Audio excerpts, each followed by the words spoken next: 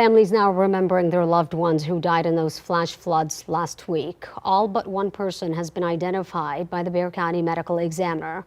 Local nonprofits are now stepping up to host a vigil in honor of the 13 men and women who died in those storms.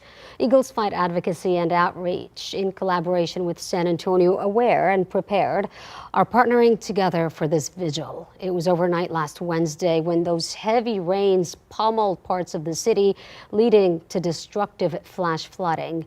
By Saturday, state and local first responders had finished recovering the bodies of 13 people who died in those floods. Their ages range from 28 to 67.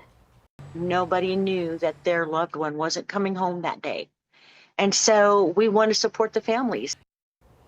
And that vigil is set to take place at 8 p.m. Wednesday at 5819 Northwest Loop 410.